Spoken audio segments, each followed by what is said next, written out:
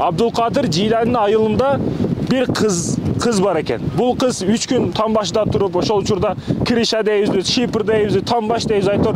Ошол там башта туруп 3 күндөн кийин жоголуп кетет экен. Анын атасы кыжалат болуп, дыккат болуп, баягы Абдülkadir Jilani'ге молдокеге келет экен. Алымаке, дамлаке, молдоке, мен ушинтип кызым 3 күн Кришада турду, там башында турду, анан жоголуп кетти. Бунун сыры, хикматы бар эмнеде десе, баягы алым Abdülkadir Jilani kızını табыш керек, табабыз. Аны жиндер алып кеткен.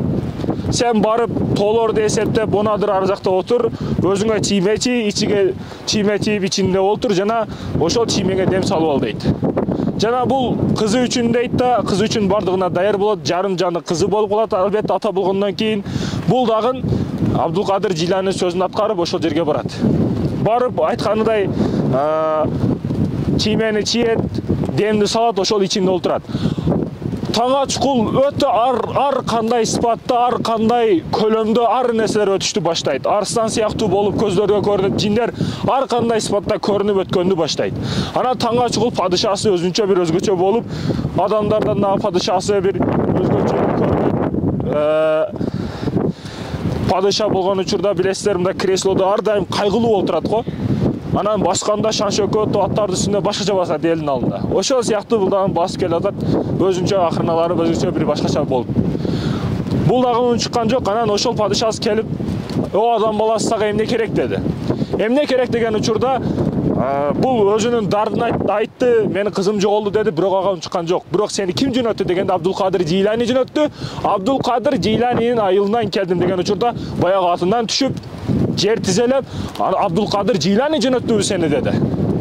Abdülkadir Jilani айылынан келдим дегенде, "Сенин кызыңды табабыз" деди. Кызым жоголду, проблемасын айтты, түшүгүн айтты. Кызыңды жин алып кеткен деди. Ошол жинди таап келгиле.